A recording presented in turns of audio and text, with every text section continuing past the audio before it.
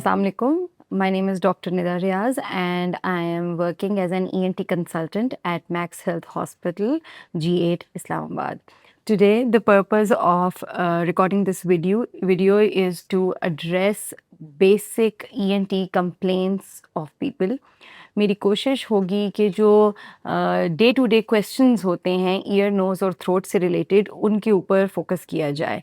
आजकल के मॉनसून के मौसम के हिसाब से मोस्ट कॉमनली ईयर कंप्लेंट्स के साथ पेशेंट हमारे पास प्रेजेंट करता है और ईयर की सबसे जो पहला और मतलब कॉमन सवाल होता है वो ये होता है कि क्या हमें अपने कान खुद साफ़ करने चाहिए या नहीं करने चाहिए। And the clear answer to that is no.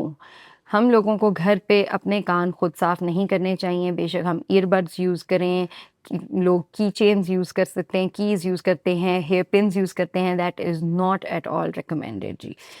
Coming over to the next commonly asked question is कि अगर हमने खुद नहीं घर पे साफ़ करने तो फिर कान साफ़ कैसे होंगे। अल्लाह ताला ने एक निज़ाम बनाया हुआ है जिसमें कानों में खुद से मैल बनती है और वो ऑटोमेटिकली हमारे बोलने के साथ, बातचीत के साथ, हमारे जबड़े की मूवमेंट्स के साथ बाहर निकलती है। सो हमें उसको साफ़ करने की बिल्कुल ज़रूरत नहीं पड़ती है और ना ही करना चाहिए। However the next question then comes is कि फिर ये मैल क्यों जमा हो जाती है, पहले नहीं होती थी अब होनी शुरू हो गई है।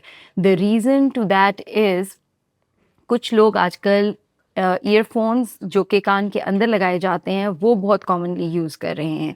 ये ईयरफोन्स अगर आप दिन में 6 से 8 घंटे यूज़ कर रहे हैं कोई मूवी, ड्रामा या देखने के लिए या अपने किसी प्रोफ़ेशनल मकसद के लिए, तो ये वैक्स की नॉर्मल मूवमेंट को हैम्पर करते हैं, जिसकी वजह से वो एक्यूमुलेट होना शुरू हो जाती है। This is a common reason.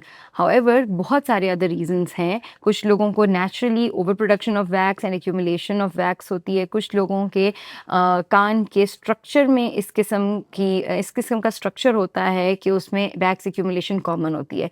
But वो लोग जो कि अचानक से जी आज पहले तो कभी नहीं हुई और अब वैक्स एक्यूमुलेट होनी शुरू हो गई है, उनके लिए ये कॉमन रीज़न्स हैं।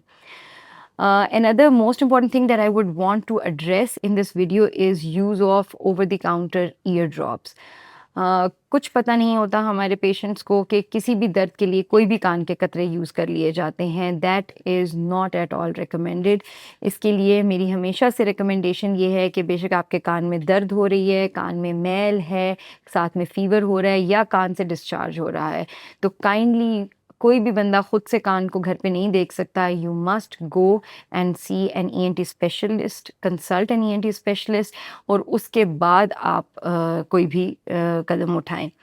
Finally, in this monsoon period, because of high temperatures and high humidity, जो पैथोजेनिक बैक्टीरिया है उसकी ग्रोथ बहुत ज़्यादा ईयर में बढ़ जाती होती है, जिसकी वजह से ईयर प्रॉब्लम्स जिन लोगों की एग्जिस्टिंग हैं वो भी एग्रवेट हो जाती हैं और मोस्ट कॉमनली इस मौसम में ईयर के fungal infections also known as otomycosis common हो जाते हैं। सो फॉर दोज काइंडली आप कोई भी खुद घर पे स्टेप लेने से पहले ईएनटी स्पेशलिस्ट को कंसल्ट करें और उसके बाद अकॉर्डिंगली ट्रीट करें। Thank you.